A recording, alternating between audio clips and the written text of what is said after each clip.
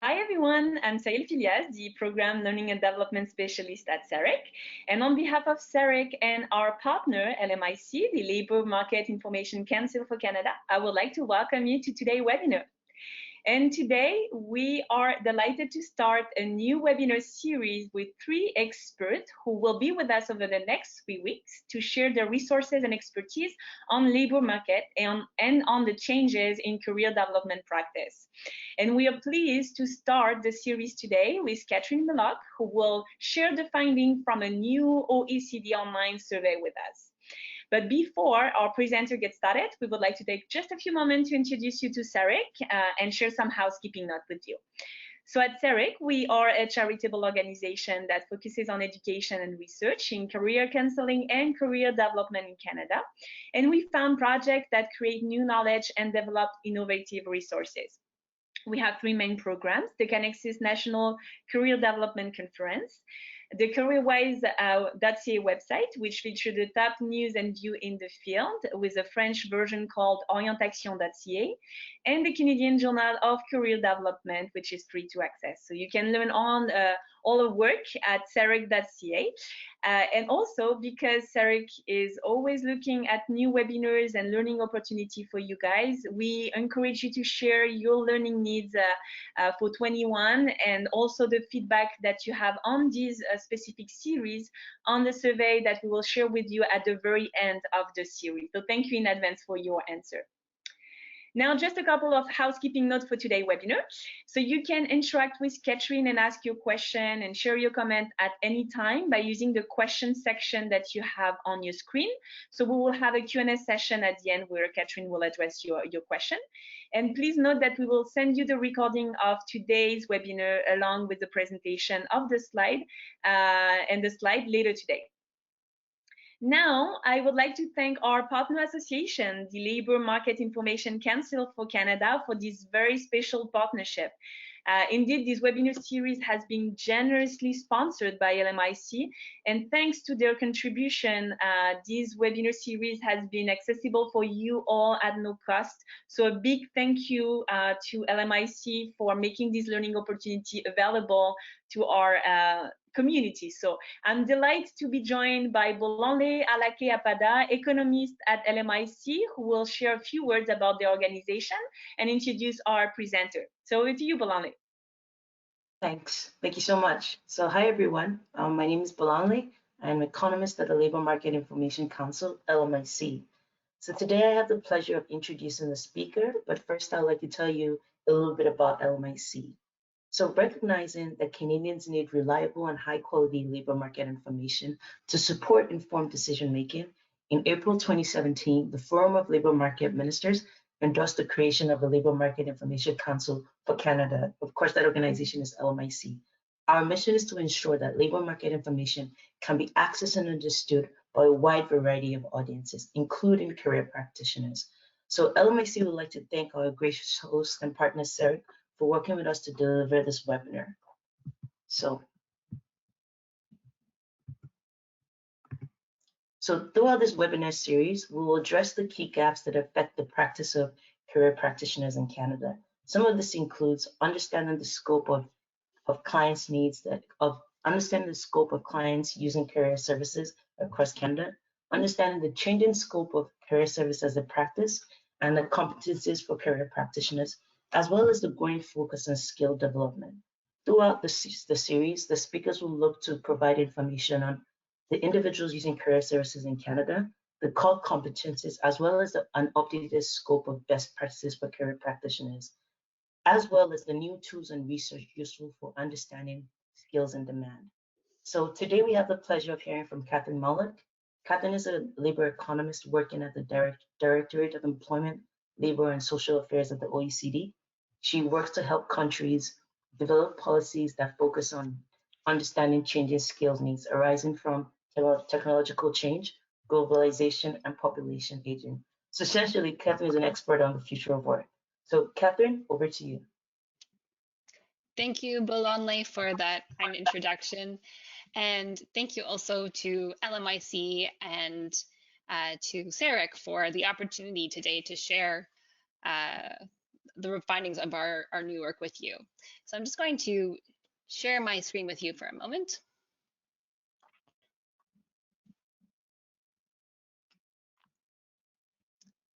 Great, and I gotta say, it's a real pleasure today to be talking to or hanging out with a group of Canadians. I'm based in Paris, in France, and I've been here for about 5 years working at the OECD. But home is Canada for me, and it's been over a year now that I haven't been back home to Canada, and I miss it. I miss Canada. I miss Canadians, and it's a real treat to be able to spend some time with you today. So to start off, maybe it would be nice to find out who's in the audience. And maybe to start, I'll throw a poll out to you to find out what's your main professional activity, to get a sense for where you're coming from when it comes to interest in career development in Canada. So I'll pass the floor to Cyrielle to launch the poll now.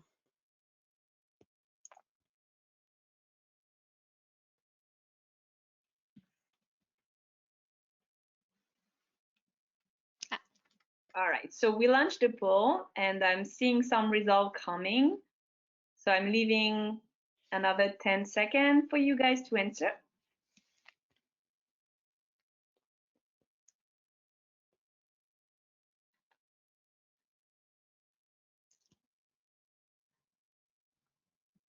All right, so I'm gonna to close the poll now.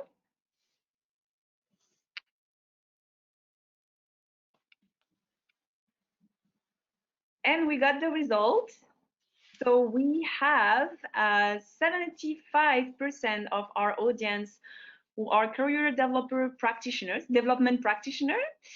6% in government or policy, 6% in academia or research, and 13% other. Okay, wonderful. It's nice to know who's in the audience. And it's really good to hear that there's so many of you from who are career development practitioners, because I think it'll be useful to hear your perceptions and insights about the results from our survey. So, sorry, I'm seeing my my own webcam right now, and I'm just trying to move here. I think you can see my screen now. Yeah, that's perfect. Okay, great. Okay, so I guess for you, I mean, maybe we'll just start by saying that I think that the work that you're doing as career development practitioners is so important. We started this work about a year ago from the perspective of, we've done a lot of work to understand how adults are adapting to changing demand for skills, particularly around adult learning. We found there's a large percentage of adults who don't participate in training, partly because they don't know that opportunities exist or they haven't found suitable training opportunities. So there seemed to be a strong role for career development practitioners from that perspective. But a year ago, it was just before the COVID-19 pandemic hit, and shortly after we started this work, we started to see, oh my gosh, this work is like the work that you do is so much more important now than ever, because as we've seen, not only has COVID-19 meant a tremendous loss of life, but it's also meant that millions of people have lost their jobs, and they have found themselves either in sectors or jobs that are no longer in as much demand as they were previously, or they find that the skills they have, they need to upgrade them in order to continue to remain employable. So to be able to speak to someone who's informed about the labor market and training opportunities like a career development practitioner is more important now than ever. So I'm really happy that there's so many of you in the audience today. And I probably don't need to make the case for career guidance for adults to you, but this is sort of the starting point also, that there seems to be there's a general understanding in the public, or general consensus, that there's value for a young person to speak with a career development practitioner or a career guidance counselor as they make their first entry into the labor market. But what's the value for adults? And I think we've touched on it already. that with the changing demand for skills in the labor market, and it happening particularly rapidly right now, it can be helpful to talk to someone who's informed. There's also an abundance of training programs, and it can be overwhelming to navigate all of them on your own. And it also, speaking to a career development practitioner, can level the playing field. When we rely on our family and friends for career decisions, it's great, but some of us have access to family and friends who are more educated or better connected than others. So this is a way to level the playing field a little bit. And when we started this work, we found that there was more evidence on the impact of career guidance for young people than for adults, but there is some evidence. In particular, it seems that speaking to a career guidance advisor can boost an adult's learning and skills, particularly around career management skills. And it also boosts their confidence, in their self-confidence, in their own abilities, and also their confidence about their future direction. We also found significant evidence for a connection between speaking to a career development practitioner and increasing your likelihood to participate in training.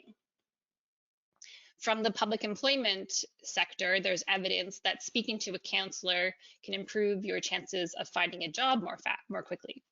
When it comes to longer term outcomes related to employment, though, like progressing in your career, there's less robust evidence. There's also less robust evidence around the quality of job matches between the job seeker and the job. And this could be related to there being some measurement issues with tracking longer term outcomes from career guidance. Another thing we found when we started this work, that there is a gap in terms of internationally comparable data on the use of career guidance services for adults. So you have the Adult Education Survey, which provides some sense, which is applicable for European countries, but for a wider group of countries and for evidence on things like funding or quality or inclusiveness of the use of career guidance services, there's not much. So that was the starting point for this project that me and my team have been working on for the last year. And we've just launched this report at the end of January, and you can read it online on our website, and I'll provide the link at the end of this presentation. The report's called Career Guidance for Adults in a Changing World of Work, and it's based on two main sources of data. The first is a new survey that we developed. It's an online survey called the Survey of Career Guidance for Adults. And the objective was to really address that data gap that I just mentioned. So provide internationally comparable data on the use of career guidance among adults, how inclusive it is, and if adults aren't using career guidance, what are the barriers that they face? We also based this work on policy questionnaires that were sent out to all OECD countries, to their national ministries of labor and education. So it also went to Canada, and we have received responses from ESDC. And the point with the policy questionnaire was to understand what kinds of services and programs are in place to support adults in career development, so that countries could draw best practices from what other countries are doing. And I'll dive in a little bit into the methodology that we used for the online survey. The survey was conducted in two phases. The initial phase was in June and July of last year, and the second phase was in November. And we followed a stratified sample approach, which means that we imposed quotas on age, gender, and region, so that the sample that we collected looked somewhat similar to the general population. We focused on adults who are aged 25 to 64, thinking that most of these adults have left initial education and have made at least a first entry into the labor market. The first phase of data, we collected data from 6 countries: Chile, France, Germany, Italy, New Zealand, and the United States. And in the second phase, we collected data from Argentina, Brazil, and Mexico. This is for a Latin American review of career guidance services that we're currently preparing. So you'll notice that Canada is not currently among this list of countries, but the good news is that we've started a new partnership with the LMIC and with the Future Skills Center in Canada, and we'll be adding Canada to the survey as part of this project, as well as carrying out a more in-depth review of Canada's adult career services. So more about that towards the end of the presentation, but just to keep in mind that the indicators that I'll be sharing with you today will also be tracked for Canada within the next year.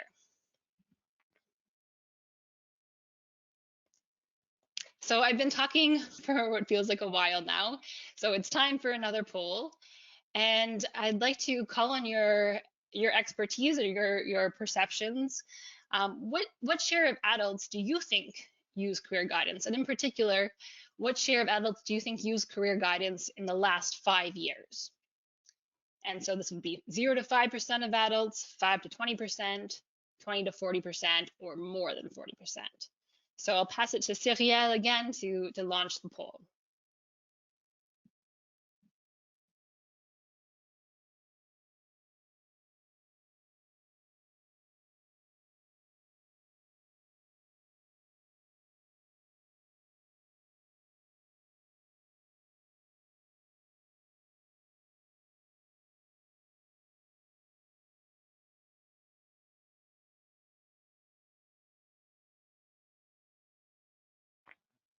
All right, and I'm gonna to close the poll in 5, 4, 3, 2, 1. Okay, closing. And sharing the result with you guys. All right, so what share of adults do you think use career guidance within the past 5 years? 50% of our audience said between 5 to 20%, followed by 22% said between 20 to 40%.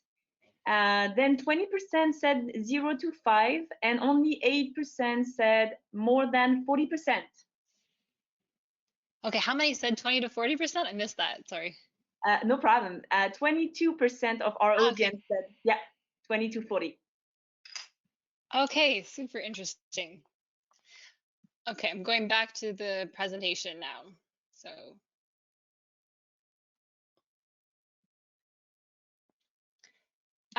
okay, so it sounds like most people veered on the side of less than 40%. Is that right? So it was 50% plus 20%. So is that 70% thought it was less than 40% of adults using career guidance? Yeah, okay. We got half of the audience saying like 5 to 20 and 22%, 20 to 40. So yeah, a good part of that between 5 to 40%. Okay, and I guess I should also say that the results I'm going to show you are for the countries in that first phase of data. So that first initial 6 countries. So it doesn't include Canada. And I think what the use of career guidance across countries is going to depend on a number of things, like individual behavior and preferences, obviously, but also where you are in the business cycle, or like where you are in the cycle of the pandemic. Or how generous unemployment insurance is in your country. So keeping all those cross-country differences in mind, we'll go to the findings from the survey. So you might be surprised that the number is so high, but we found that 4 in 10 adults, on average across these 6 countries, have spoken with a career guidance advisor over the past years. And I think this suggests that, contrary to sometimes what we think, that the career guidance is just for young people in schools, there's actually substantial demand for career guidance services within the adult population. And I guess I should also say that when the survey is an online survey, so it's not, I mean, we did impose those quotas on age, gender, and region, but this is not, the sample is not going to perfectly resemble the population, because people who fill out online surveys tend to be a little more educated, a little bit younger. So that's another thing to keep in mind here. In addition, the majority, so 75% of adults who said they spoke to a career guidance advisor said they spoke more than once. So there was some kind of follow-up. It wasn't just a one-off consultation, there was a follow-up process. And that's across all the countries that were in that initial phase of data collection. However, not all adults have the same access to career guidance services.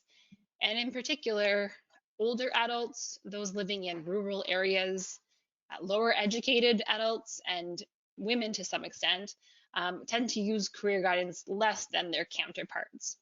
And for some of these groups, these also tend to be adults who are less likely to train and face some kind of disadvantage in the labor market, like lower labor market participation. So sometimes we think about, we started this work, as I mentioned, thinking that career guidance is a way to connect with people who maybe don't train and need to train because maybe their job is at risk of automation, or they're in a declining sector. But if the very workers who are most at risk of not training are also less likely to use career guidance, then it's a bit of a bit problematic. And Katharine, if I may just interrupt you, we have a couple of attendees asking if you can define the age range for adult. Yes, the survey focused on adults aged 25 to 64, those who have left initial education. Thank you.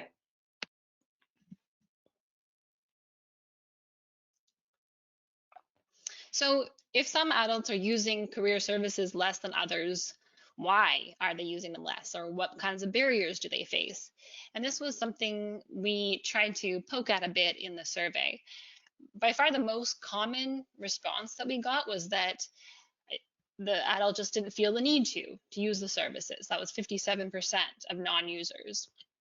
So it could be that these adults just feel really well settled in their career and don't feel a need to speak with a career guidance professional.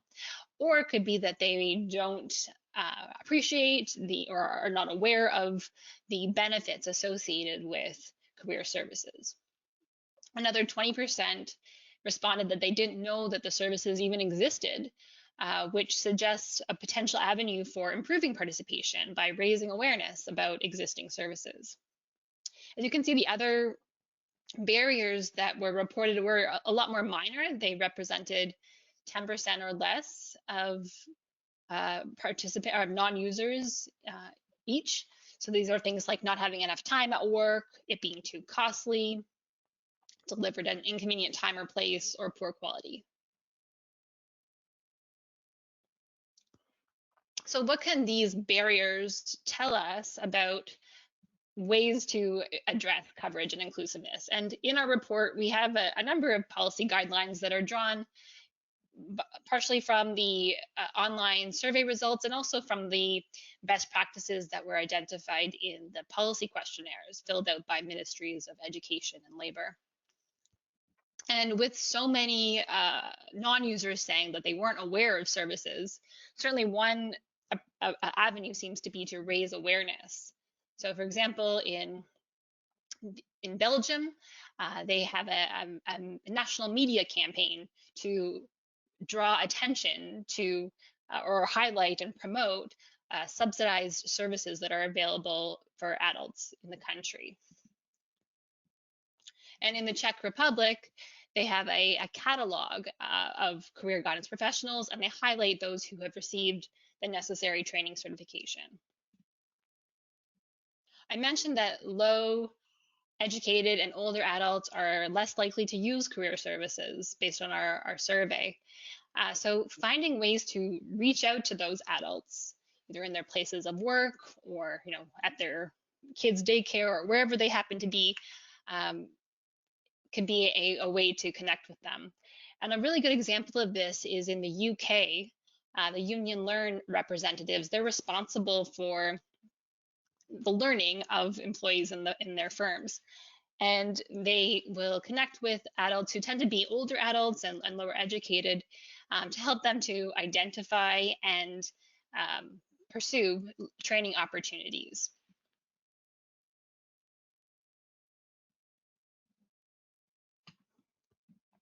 In our survey, we also wanted to understand who is providing career guidance for adults. And as you can see from this pie chart, there's quite a few actors involved in providing career guidance. The most prominent tends to be the Public Employment Service, which provides services to about a quarter of adults, followed by private providers, education and training providers, and employers. According to this survey, social partners like employer groups and trade unions tend to provide services on a more minor scale. And we also wanted to understand how is career guidance being delivered. And at the time of the survey, face-to-face guidance was still the most common delivery method. Over 60% of adults said that they received guidance face-to-face. As you can imagine, over the course of the pandemic, this is likely to have changed, with remote alternatives becoming more prominent. We also asked adults how, in an ideal world, they would prefer to receive guidance. And we asked that to all adults, regardless of whether they use services or not. And it's interesting because there is a bit of a mismatch between how people would like to access services and how they actually access services. In particular, there seems to be some unmet demand for remote alternatives like instant messaging, video conference, and online chat.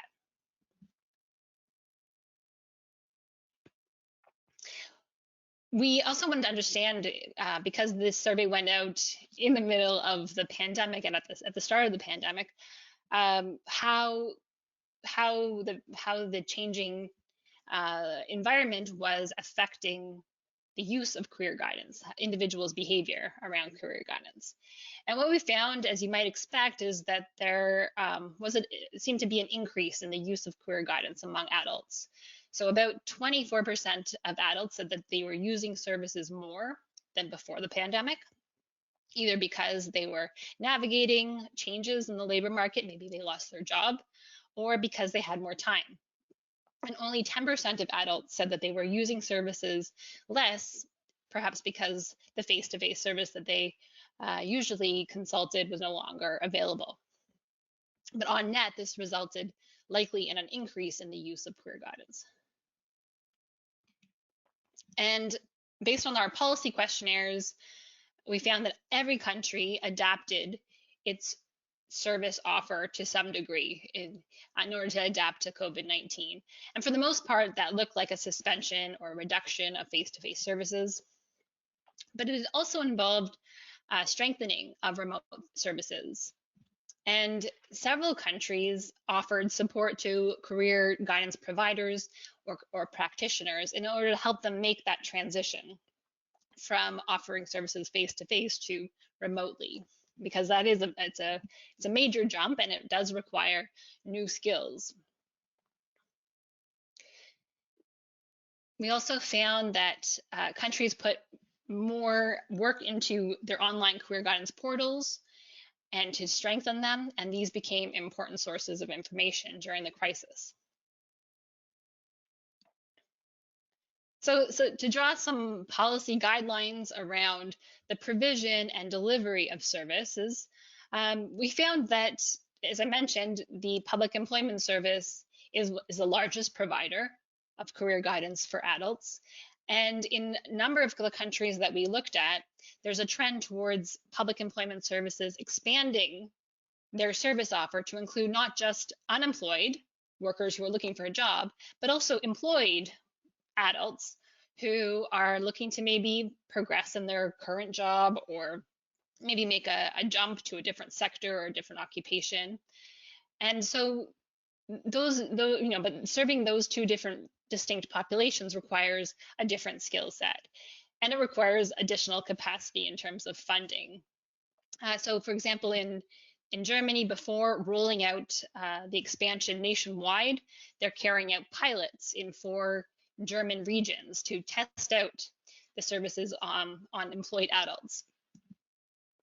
The COVID-19 pandemic also made very clear the importance of having flexible delivery channels. And at the same time, while we enjoy the fruits of remote alternatives, I think it's important to keep in mind also that some adults don't have the digital skills to take advantage of these alternatives, or maybe not even the necessary internet infrastructure. So I think there's a need to, while we take advantage of these alternatives and strengthen them, to keep in mind that we need to keep those face-to-face delivery channels open as well when it's safe to do so. And I think we found that across all the countries that participated in the review, everyone has some kind of online career development platform, while they're varying levels of quality. And for example, one feature of platforms that sets itself apart is having information not only on job vacancies and training opportunities, but also on the quality of training opportunities. And that's something that Korea has done really well. Okay, I'm going to move now. I'm going to take a glass of water, and then I'm going to move on to the results we have on quality.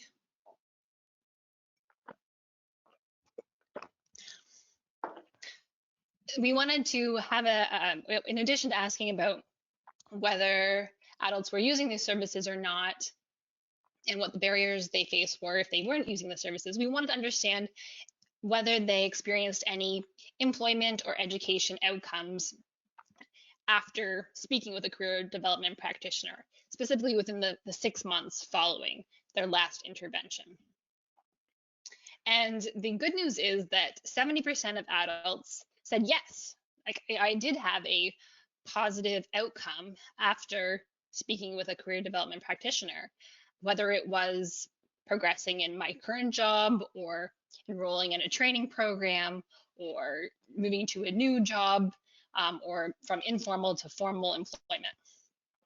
The not so good news is that only 22% of those adults attributed speaking to a career development practitioner to the positive outcome.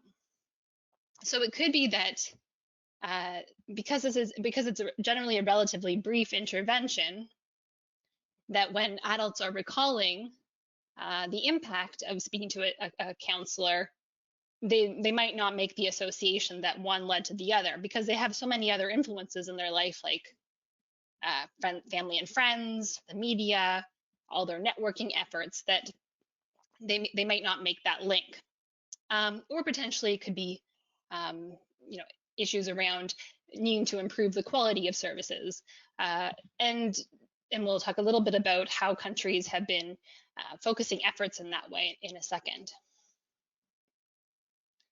But I will take a break again because I have been talking for a while and I want to know what you think. So we were just talking about the link between career guidance and employment and education goals. And what do I mean by that? I'm talking about employment outcomes are like progressing in work or finding a new job, or getting a promotion, and education outcomes are things like participating in training. And I'm curious which of the 4 features outlined here you think are the most important when it comes to career development to leading to these education and career goals. And I'll say as well that I realize that education and career goals are not the only reason why people pursue career development, that there are other objectives like improved well-being and connection. But just for the moment to think about the employment and education outcomes, and which of these 4 factors do you think are the most important? So receiving guidance face-to-face relative to remotely, receiving a personalized career development roadmap, which would be a sequence of activities that the client and the practitioner agree on that would help them to achieve their employment and education outcomes or objectives, and who the provider is. So is it the public employment service? Is it private provider? And then the fourth option is none of the above is the most important. And I would encourage you, if you select this option, so please write in the question section of the chat what you think, what you think should be on this list that's not there, that is the most important feature of career guidance for leading to employment and education outcomes. Okay, passing it on to Cyrielle. All right, thank you, Katharine. So we are already collecting some answer, and I'm leaving the poll open just a couple of more seconds. All right, closing the poll now. All right, so we have 74% of our audience who answered receiving a personalized career development roadmap. All right, followed by 13% receiving guidance face-to-face, 5% who the provider is, and 7% none of the above is important. So again, as Katharine said, go ahead and type on the question section what you think should have been there.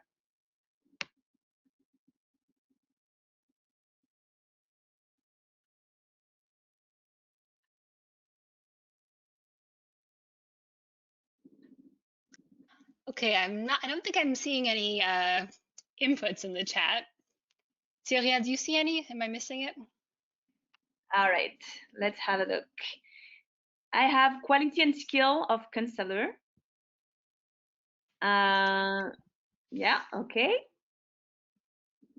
Access to service, exam computer, transportation, resources, literacy, and capacity. Okay, we are starting to receive some. A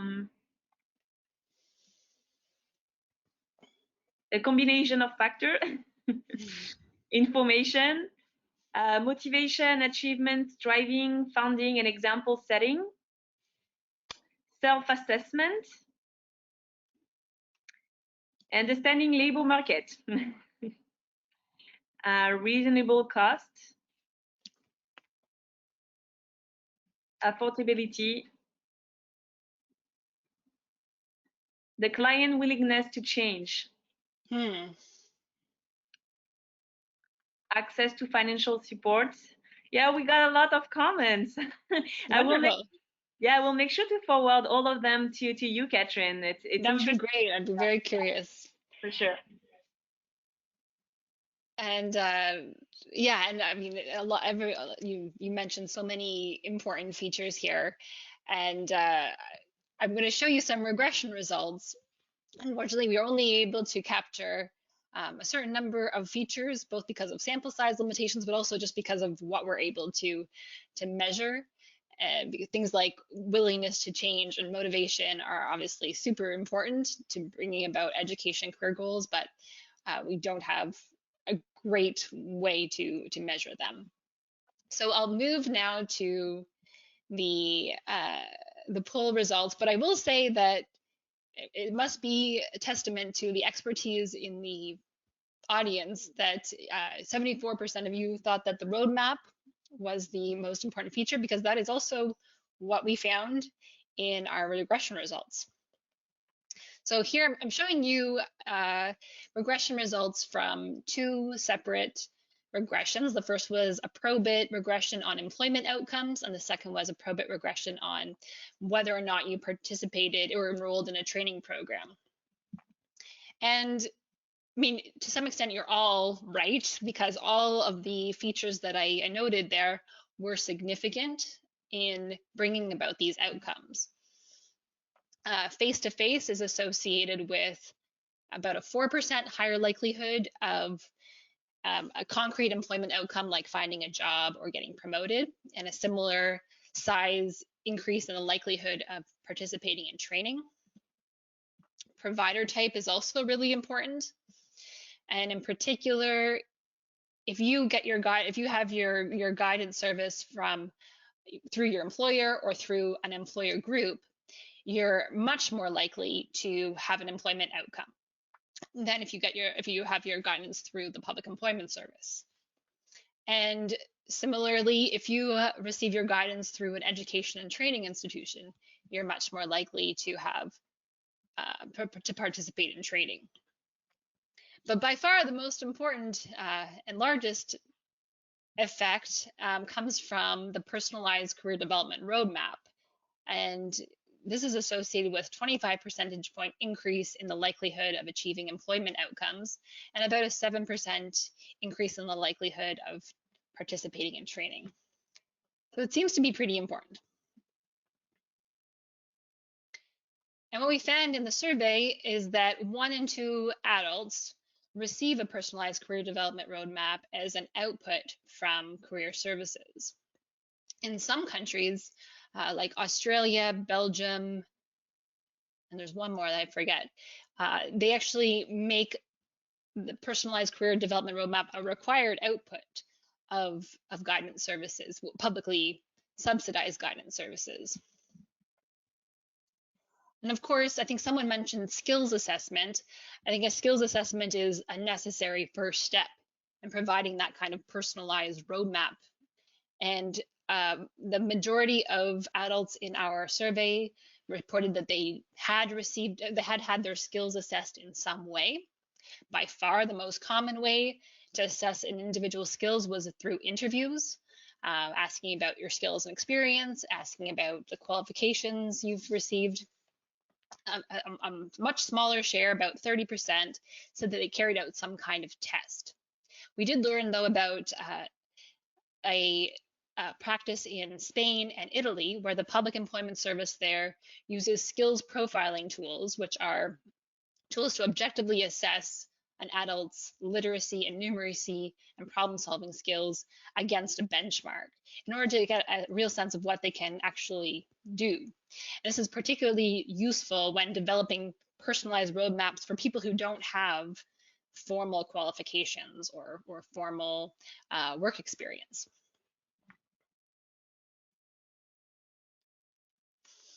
So what kinds of policy guidelines can we draw about quality and impact from the survey and policy questionnaire results? Certainly, one option that a number of countries have followed is to establish quality standards in service delivery. These can be both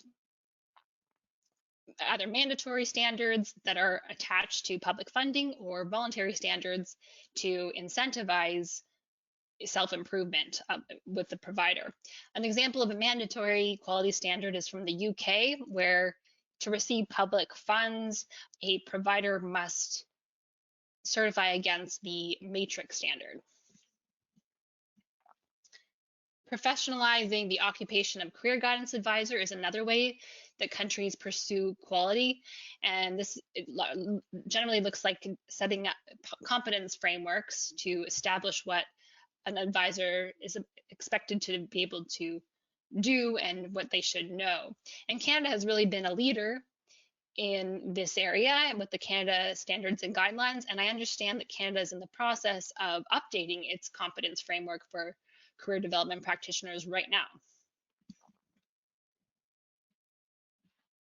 Practitioners need to stay up to date, as you know, about what skill needs are currently and what they're likely to be in the future. And countries have different ways of systematizing this. In Belgium, for example, advisors get weekly update sessions from specialists to learn about labor market developments. And as I mentioned, personalizing advice with support from skills profiling tools and roadmaps is another aspect of quality. In Australia, the Career Transition Assistance Program gives mature job seekers a skills assessment, which then informs the development of personalized career pathway plan. And that's, again, a required output of this publicly subsidized service. So I'll provide now some findings about the funding of career services. As you're all probably aware, we weren't able to find any relevant, up-to-date information about the funding, the public funding of career services. Oftentimes it's lumped in with public employment services or with education and training spending more generally. So we weren't able to find a source of data on how career services are funded. So we asked adults, in order to get some insight into this question, did you contribute financially to the use of the career services that you received? And it's interesting, we found that only 1 in 4 adults said that they paid out of pocket for career guidance. So the majority are receiving subsidized services. And there are public benefits as well as private benefits, but maybe this is surprising because private benefits for career guidance services seem to be quite high. I think we would probably agree that a sustainable funding model would look like one where adults who were able to pay were the ones paying, and those who were less able to pay, could afford it less, received subsidized services. And there's evidence from our survey to suggest that that kind of a system is in place. You can see here that permanent employees, or those employees without a contract, and the self-employed are all much more likely to pay out of pocket for services, while those who are out of the labor force or retired or unemployed are less likely to. So this is what we would hope for, and it suggests that public subsidies are going to those who most need them.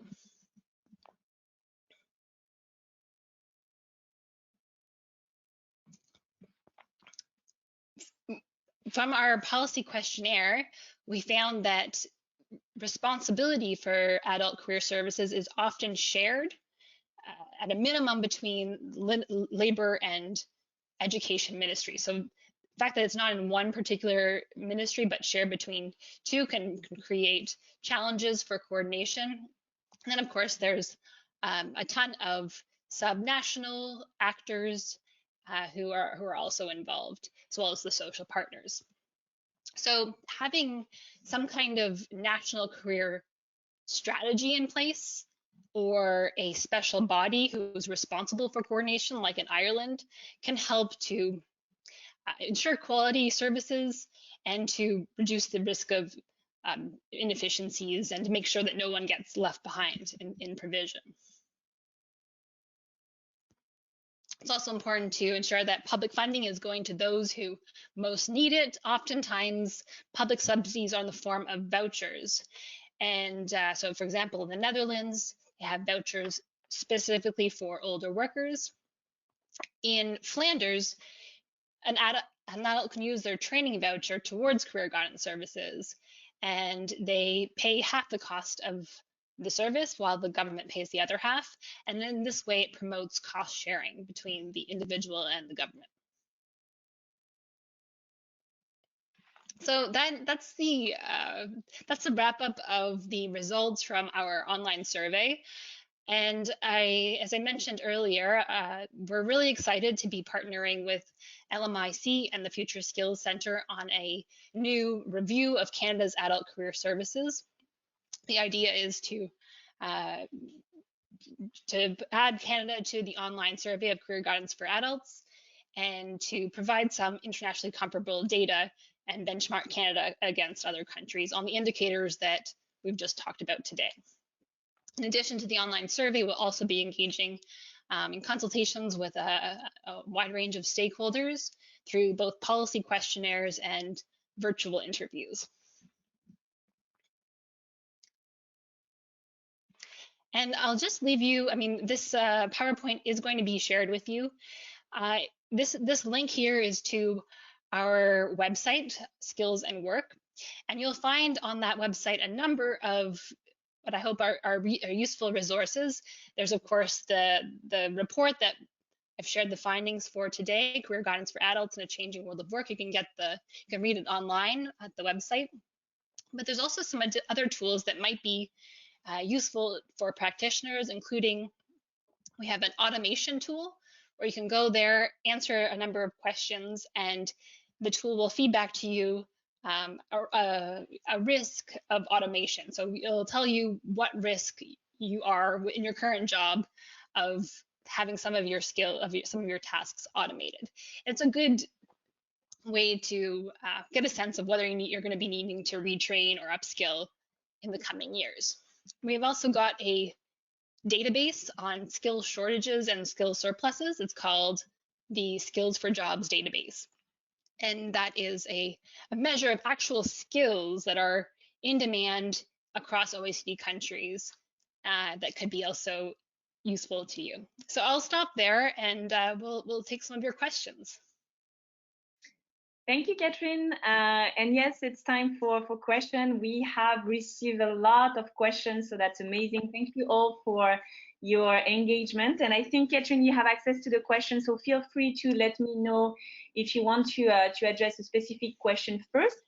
But I thought that we can potentially start because I have seen the question coming several times, so maybe I can combine. Yeah, so a few people were asking if in the survey there were a definition provided for career guidance, career advisor, or overall career development practitioners. Yes, that's a really good point. And I mean, you might have noticed that over the course of the presentation, I was using different terms: career development practitioner, career guidance advisor, recognizing that the way professionals who work in the field of career development are referred to varies across the globe.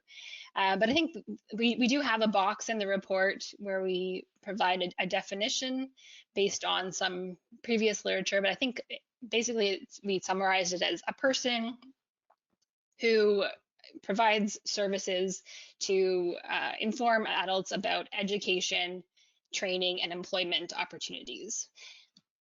In a nutshell, but I do encourage you to check out the box that has a bit of a more elaborated definition. All right, thank you, Katharine. All right, so we have another question. So Lisa is asking, is there any way to know whether value of services was linked in any way to the cost of the service? For example, the perceived lower value of government-funded free services to clients versus paid employment support services. Okay, let me just make sure I've understood the question. So is there a way to know whether there's a way to make a link between the cost of the service and the quality of the service? Yeah, the cost and the value of the service. Yeah, that's a really, really good point. And we did not have, I mean, because we were interested in the adult user's perspective, we weren't able, from the survey results, we weren't able to get a sense of the value of the service. We were just able to ask, like, were you satisfied, and what kinds of outcomes followed your last intervention with a career development practitioner. Mm-hmm. So those were the two measures of quality that we were able to capture from the adult user's experience. Okay, thank you, Katharine, for clarifying that. So yeah, we are having a lot of questions. So again, Katharine, feel free if you want to jump and select one. But I think, yeah, so David was asking, do you have any info on disabled people using career guidance by any chance? We don't, I'm afraid. So I think, I mean, in the slide on inclusiveness, I showed you some of the groups that we have data on, and we had, we couldn't ask about, we had to limit it to a certain degree. So we didn't ask about whether a person referred to themselves as disabled, but I think we also, the other categories that I maybe didn't mention that we also surveyed people about were whether they were born in the country or born abroad, and whether they were working in an SME, like a small or medium enterprise, or in a large firm, and whether they were, I think those were the two men. And for both of those, there actually was very, very little difference in terms of use of career guidance between those two groups, which was a bit of a surprise. I think we expected that there would be a bigger gap, but one possible explanation with it when it comes to the foreign-born is that maybe services are specifically targeted at migrants, so that they actually there's services to actually reach out to those adults in a more targeted way. So I know this doesn't answer your question. I'm sorry we didn't have that indicator in the survey. Mm-hmm. Thank you, Katharine. And I can tell that people are very excited to hear that we are going to have some results for Canada moving forward. So they are asking, Natalie is asking, what is the best way to make sure I got the results? So I guess it's maybe to go to your website and register for your news, or if you can provide some information. Absolutely. You can go to the Skills and Work website, and you can join our newsletter where we provide updates on new publications, and that would probably be the fastest way. And we can also include maybe a link or an address to more quickly come onto the newsletter. I can add that to the PowerPoint slide so that listeners have access. Awesome, for sure. And we'll make sure to add that in our follow-up email for you guys as well. That's good. And actually, speaking of that, Maria has another question. If regarding the survey, if you guys plan to include other countries, like in developing countries in Asia Pacific. We are fully open for adding additional countries, and obviously, the more countries that are covered by the survey, the more value it provides, because we can make more comparisons, and we can also carry out more in-depth cross-country comparisons or cross-country analysis. But for the moment, we don't have any Asian countries lined up, although we would be very happy to work with Asian countries as well. All right, thank you, Katharine. Looking at your question here.